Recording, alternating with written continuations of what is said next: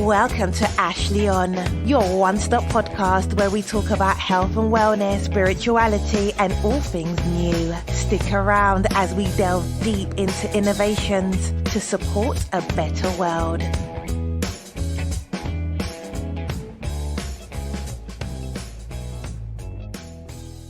Hello and welcome to the show. Today's show is with Dr. Theresa Bullard. Dr. Bullard holds a Ph.D. in quantum physics from the University of Washington, where she specialized in quantum physics as well as crystal chemistry. She's the host of mystery teachings on Gaia TV, as well as being an international speaker, teacher, and author.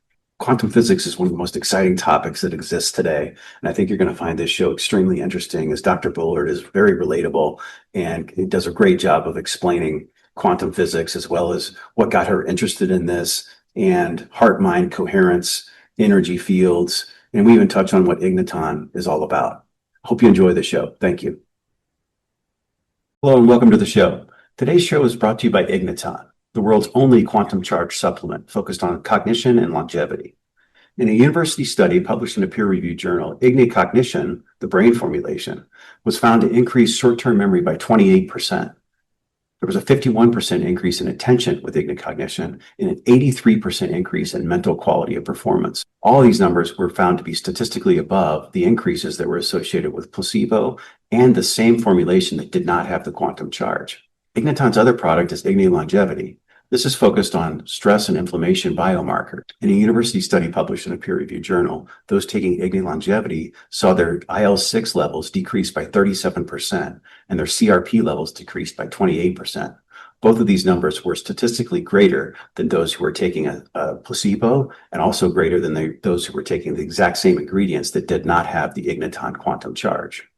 Igniton's products are amazing. If you or anyone you love is struggling with brain or memory issues, find yourself walking into a room, wondering why you came in there, can't find your keys, have a hard time remembering people's names, even after you just met them, then Ignicognition is for you. If you're an active individual and you're concerned about stress and inflammation levels, and you're looking to just be more healthy and to feel better, maybe you want to walk your dog without feeling tired, maybe you want to be able to tie your shoes without hurting your back, maybe your shoulder's been bothering you and you're just trying to feel better there, Igni-Longevity is something you may want to check out. Igniton products are so powerful because they contain a quantum energy charge that makes the supplement ingredients work better than the same ingredients that do not have the quantum charge and better than placebo. And you don't have to take my word for it. Igniton has been proven in university studies that have been published in peer-reviewed journals to have these outcomes that are greater than the same supplement ingredients without the quantum energy and greater than placebo. Visit igniton.com, that's IGNITON, and use code ASHLEY to save 15% on your first order. That's igniton.com, code ASHLEY.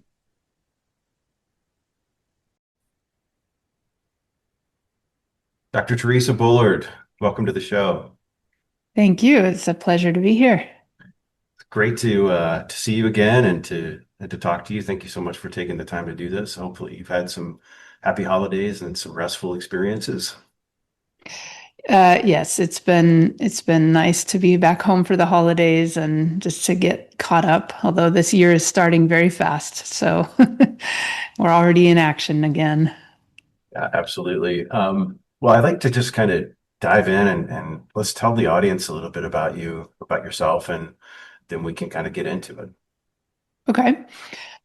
So I have a PhD in physics, and I've also very deeply studied into metaphysics and ancient wisdom, and have hosted 4 seasons of mystery teachings on Gaia TV, as well as been a regular guest in various other docuseries that are featured on Gaia. I teach internationally all around the world, also with the Modern Mystery School, teaching in more like spiritual development, initiation, universal hermetic Kabbalah, and just the journey of spiritual alchemy and transformation and how to harness consciousness. And then I also have co-founded a company called the Quantum Learning Academy with my husband, Alan Wyke. And it's all about, bringing quantum physics into a greater level of clarity as what are the core principles of quantum physics so that we can understand how they apply to us, how they can become their own framework, a framework for orienting our mind and our consciousness around, what's real and what is and who are we and what are we made of, and how do we connect to the greater universe. And these principles are much more well suited, I would say, to our modern way of life in the 21st century, which is highly complex. It's very fast paced. It's highly interconnected.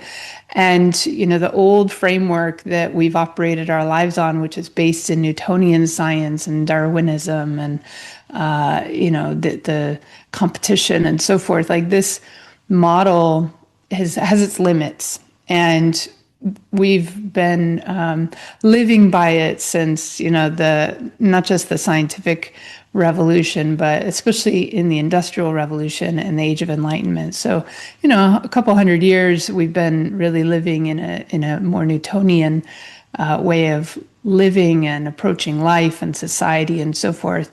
And we've built our society off of that. And yet it's kind of reached its limits. And so we need something that's more dynamic, more able to thrive in a more interconnected world. And that's what I feel that the quantum principles really bring us, and the more quantum paradigm. And we're moving into an age of quantum energy, quantum computing, AI. Everything is changing in our world. So we need to adapt our mindset to change with it. So that's what we do at the Quantum Learning Academy. Awesome. So much to unpack there. I'm so excited to talk to you. So again, thank you. So how did you get interested in this? Like, just, what was your background growing up that got you to be interested in becoming a quantum physicist? Well, my background growing up is, I grew up in a very metaphysical, I would say open family. My parents were very open-minded. They actually met through the Edgar Cayce studies. So they were already more mystical in their leaning. And so I grew up with that. I grew up with exposure to the Monroe Institute because my mom was on the professional division of the Monroe Institute. So the whole idea of journeys in consciousness, and that consciousness exists beyond the body was, part of my upbringing. I didn't really gravitate towards it at first. To me, it was just sort of the woo-woo stuff that my mom did. But as I got into my teenage years and I was getting into athletics and playing volleyball, I had a couple injuries along the way, and those injuries put me in a position where I needed to heal and physically heal. And I, it wasn't really happening fast enough for my season, for me to get back into the game. And so I ended up being more willing at that point to listen to what my mom was suggesting with things like the binaural beats and the hemisync tapes and so forth. And they really worked. They sped up my healing process. And then I also used them for visualization so that even when I couldn't physically practice while I was doing my rehab, I could mentally practice. And so I learned from my late teens that this really worked, because when I finally got back in my senior year, I got back into the game and athletics, I was able to jump higher, move faster, score better, everything measurably improved right away, first day back. And so I knew that the power of the mind was really something to work with. And then as I was shifting from high school into university, I was really thinking about, well, what do I want to major in? What do I want to do? I didn't exactly know what I wanted to do for a career, but I figured I would go as far as I had to go with my education to never hit the proverbial glass ceiling as a woman. And then as we were driving around, we were on a road trip one summer before I graduated, looking at different universities. And along the way, we were going through Arizona, and we stopped in Sedona and had a nice time while we were in Sedona, kind of connecting with the the land and the energy vortexes, and getting, a tour by someone who had more Native American roots, and experiencing that connection. And then, so had a beautiful time. And then as we were driving out of Sedona at night, and, you look up into the night sky out there, and it's just gorgeous, right? You can see the whole Milky Way stretching across. And I remember as we were driving, I was just looking out the window. My mom was driving, and I was just pondering, like, what's out there? There's so much out there. I want to know what's going on out there. There's so much more than just our mundane little lives here. And so that was when the light bulb turned on for me around, I think I want to explore into astronomy and astrophysics. And so that became my direction at that time, was to get into astronomy. And when I went to the university, I ultimately selected with University of Denver. And so more of a smaller liberal arts school, but I was able to get a volleyball scholarship there and a partial honors scholarship. And they didn't have astronomy as a major. And the advisor said, well, are you thinking of going to graduate school? And I said, yeah, I'm thinking of going to graduate school. I'll go as far as I have to go. He said, well, then, if you want to do astronomy at some point, what's most important is you have a strong physics background. And so you can major in physics. And then when you go on to grad school, you can do astronomy or astrophysics later. And I thought, okay, I never would have seen myself in physics, but I'll trust you.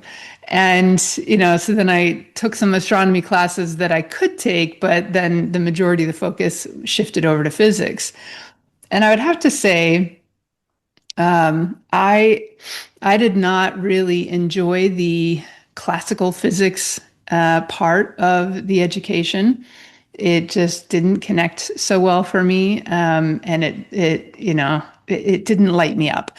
And it was only when I got into the more modern physics, like high energy physics, particle physics, quantum physics, that I got, this I get. It somehow intuitively connected for me more than the classical model. And but they don't really get you into the higher energy stuff or the quantum physics part of the training until you're multiple years in, and getting indoctrinated first, or educated first, into the Newtonian way of thinking. And so I did almost try to leave physics a couple times through my whole process, in undergrad and then even in grad school. And the universe just kept kind of drawing me back into it and synchronistically pointing the way, like, stay with this, stay with this. So I went to grad school and got into quantum physics, and neutrino physics in particular was my first 4 years of grad school. I was doing research into neutrinos with the Sudbury Neutrino Observatory, because it was this intersection between astrophysics, particle physics, and nuclear physics. I didn't really care for the nuclear physics side of it, but the astrophysics and the particle physics was really interesting to me. And but what I would say is that ultimately, like, the big shifting point in my life was in those first couple years of grad school. I went from a life of diversity and balance and variety to 80 hours of left brain physics per week. And after that first year, it was like I was really out of balance after that first year of grad school, between the classes, the research, the testing, the homework, like 80 hours a week. There was no room for anything else. And so it left me in a state of not only feeling out of balance, but like that then left me like I was dissatisfied. I wasn't sure why I was really doing it. I still didn't know what I wanted to do. And and then that, like, dissatisfaction started bleeding into all aspects of my life. I kind of ended up in a bit of a depression. And so I knew, okay, I had balance before, I had meaning, I had purpose. Now it's gone. What do I need to bring back into my life that I had before that can help me find that balance again and that sense of well-being? And so very systematically, because I only had so much time to bring something else back in. So I was just like, what's the major key? What is it? Sports? Is it creative time? Is it social time? Like, what's the major key? So I kind of systematically over the next year brought these aspects of life back in. And another year later, it's like, okay, well, things are better, but I'm still missing something really vital. And that one thing that I hadn't yet brought back in that kind of popped into my mind at some point as that light bulb turned on again was spirituality. And at that stage, 2 years into grad school, pretty well anchored into the scientific way of thinking, I did not think spirituality was going to be so critical. It was always just sort of on the side for me, but it was the only thing. So I decided to pursue it, and for me, anything I was going to pursue spiritually had to complement what I knew to be true scientifically, and not just negate it. So I couldn't go towards just blind faith. Like I had to have deeper roots in the spiritual aspect of it. And so I started, exploring the intersections of science and consciousness, Tao of physics, like Eastern philosophy meets quantum physics, and it really lit me up. I got very excited, and it reminded me actually of why I went into physics in the first place, that desire to understand how the universe works and our place within it.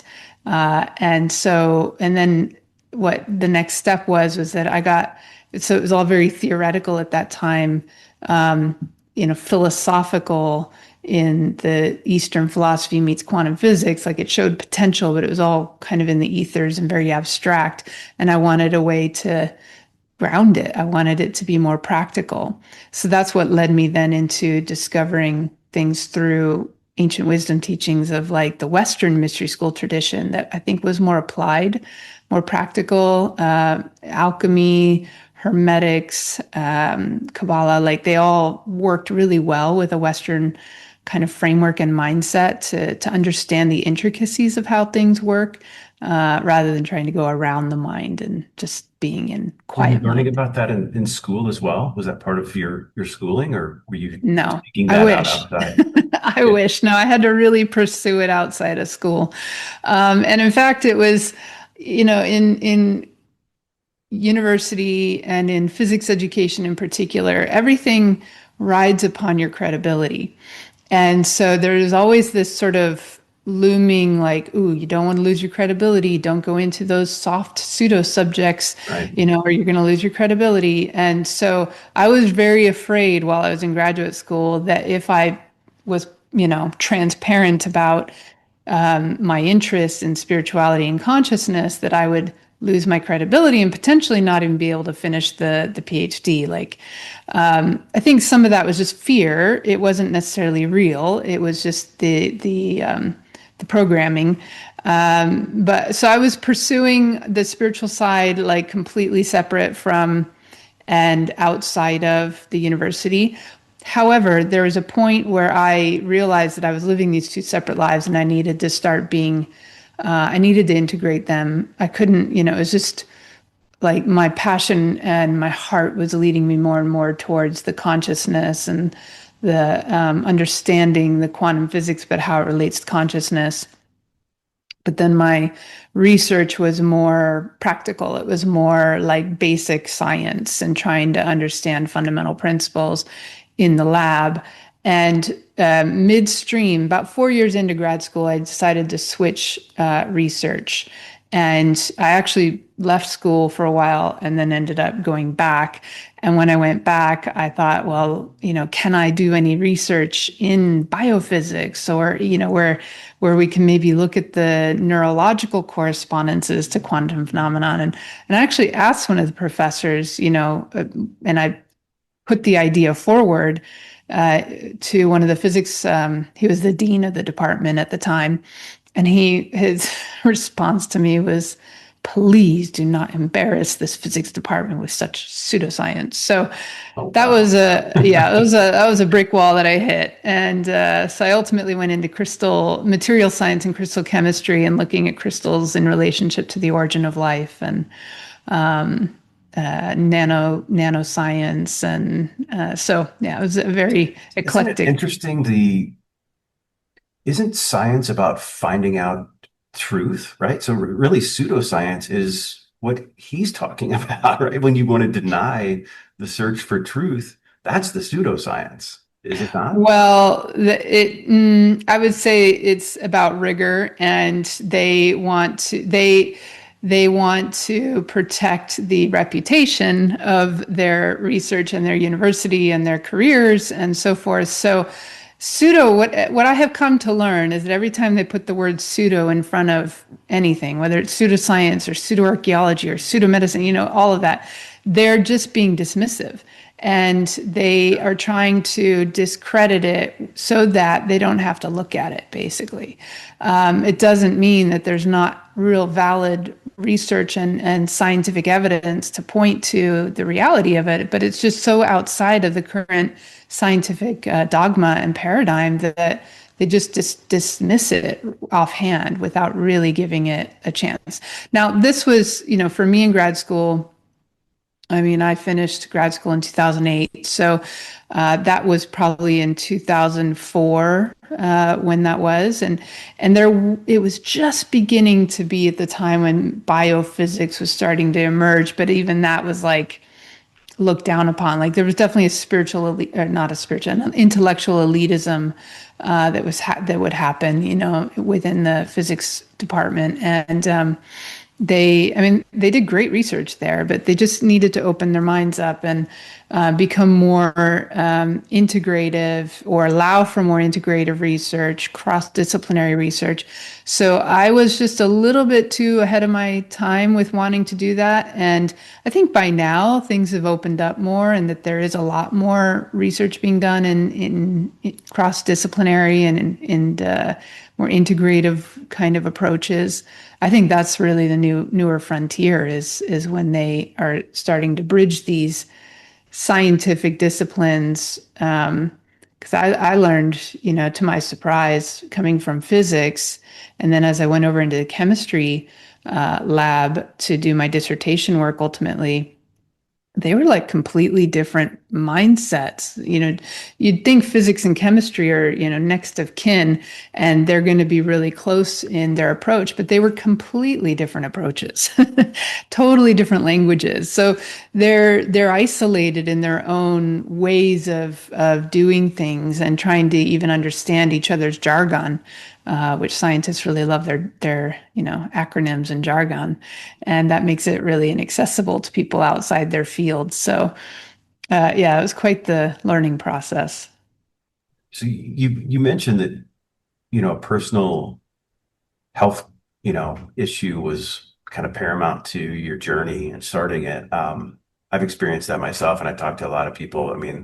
It seems like a lot of things happen when you get sick, or when you have an injury or something happens and you start to be more open-minded. How do you define the human energy field, and how it relates, either in scientific or metaphysical terms, how it relates to the health and wellness? So I would say that I think coherence has a lot to do with all of it, right? Both physically and biologically, as well as energetically. So when we have an injury or a disease that comes into the physical body, there is a disharmony, a dis-ease that settles into that area. And typically, from a metaphysical perspective, I would say that when an injury or a disease manifests physically, that reflects or is a manifestation of a disharmony that's happening maybe emotionally, maybe mentally, but at a higher level. And we've been ignoring it and continuing usually to reinforce a pattern in our life that doesn't actually align with our highest potential and highest good. And then at some point, we have to have it manifest physically because we aren't paying attention to it mentally and emotionally. And so to me, the energetic component comes before the physical. And then yet we'll have something happen at the physical, and it will be reflected again out into the energy body. So if somebody has an injury in a particular area of their body, that disrupts the functionality of things physically, but then it's also energetically in the etheric field or in the auric field around that space, it's also going to have disruption, like tangles or tears, things like that where the energy doesn't flow smoothly. So health and well-being is being in a state of harmony, homeostasis, balance, and I would say coherence. When we can come into coherence where everything is aligned and everything is working optimally, that's when we can achieve more super performance versus just regular performance. So coherence is a really big aspect of health and well-being. Does that answer your question? Yeah, it does. It's great. I just wonder now what I know you're not focused on health and wellness necessarily, but it's just to me the whole concept of quantum physics is directly related to, I mean, it's how you discovered it, right? That's been my experience. That's what got me interested in the whole concept as well. What sort of practices or tools do you recommend for tuning your own coherence, if that's, if that makes sense? Yeah, I think it starts with breathing, right? Just breath work. Most people these days we're breathing very shallow, and it takes real focus and concentration and effort to pull the breath deeper into the body. But breath is like huge. It's the breath of life, right? So I think the first step is to breathe and to really pull the breath down, at least to the diaphragm, even lower, and to have just time where you focus on deep breathing, very like creating a really smooth rhythm, even maybe counting the breath in and out. There's lots of different breathing techniques. I don't think you need to get too fancy with the breathing techniques. I think it's just more about focusing on the breath. So a simple one would be like I tend to breathe in through the nose, pull it down to like the sacral area, maybe hold the breath for a few seconds, and then do a long exhale out through the mouth. And what we're finding now is that kind of breath technique stimulates the vagal nerve, and it supports reestablishing balance between the sympathetic and the parasympathetic nervous system. So especially when you extend the out breath and make that, that sound as you're breathing out, or even toning, like, Right. There's ancient practices of chants and mantras and toning and singing, and that also stimulates the vagal nerve and supports, establishing greater balance and homeostasis. So I think it's really important from a physical level that we keep our body, there's certain times where we're going to be in sympathetic mode, which is more the stress, active, alert, aware, ready to take action in a moment. But then we need to also have something that balances us or sets us back into the parasympathetic mode, which is rest, relax, digest. You can, allow the body to do its natural process of healing. But in our world today, so many people are in sympathetic overdrive, stress all the time, and they're not allowing themselves to get into a parasympathetic state. So I think that's like number one.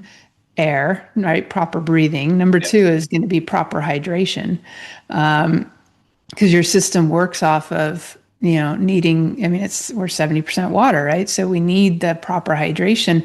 And so many of our organs and our, body systems are going to work best when we have a good level of hydration, of clean water. And, if you even alkalize it, a little bit, that's even better. If you drink structured water, that's even better. Something that brings the harmony in. Water is an amazing thing because water holds memory. It has a very vast capacity for memory. It's its own field of study in science because water is so incredible in its many ways in which it manifests and holds memory.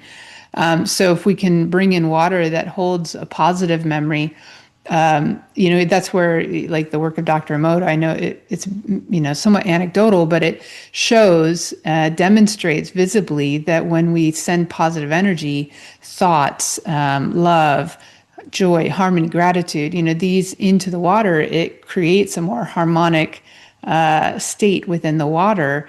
a more harmonized frequency, which reflects into its crystal structure when we freeze it. And then that, if we are also doing that with the water in our body, that's huge. So there's like simple tools. And then, of course, I think meditation is a huge practice that is really supportive. It combines, the breath work with maybe visualization, relaxing the body, quieting the mind, and that supports, the process of shifting brainwave frequencies. And the more you can get into a deeper brainwave frequency, most people are operating their daily life in a beta brainwave frequency, which is active, it's alert, it's studying, it's outwardly focused. If we just when you start with meditation, even just coming into a light state of meditation, which we call an alpha brainwave state, where the brainwaves start to go towards deeper, slower levels. So things like yoga, tai chi, even taking a hot bath or shower, light reading and just kind of daydreaming, like these are all going to put you into an alpha brainwave state. And that's where we can start to access greater flow with the energy and start tuning in more to the subtle frequencies that come from consciousness and spirit and subtle energy fields around us. And then when we go deeper in meditation and you are able to start accessing a theta state, which is a theta, when we go through theta in our brain, which is even slower, it puts us into a natural healing state. It's called the trophotropic healing state. And theta is where you kind of get your mind is quiet, but you might have a lot of images. You might see colors. You might see, just imagery, like dreamlike imagery coming through. And that's a really powerful state to be in. And the more you can hold that state, because as your brain goes into the theta and then even deeper into delta, that's when it signals your body to step into a repair state and a healing state. So the goal of meditation is to prolong your time in theta and maybe even access delta while remaining awake. And observant, right? Aware of what's going, what you're receiving. And it also opens up your consciousness to receive guidance and insight and have things, rise up from the deeper levels of consciousness into your awareness. And that's where so many, if we want to talk about quantum physicists, like a lot of them have their big aha moments, not when they're trying to work it out on paper in a beta state, but when they're playing music or they're in a dream or, they're in a totally different state of consciousness. They're out for a walk by the river. These are when they have their epiphanies and their aha moments. So that's usually when they're accessing at least an alpha state, if not a theta or even deeper state.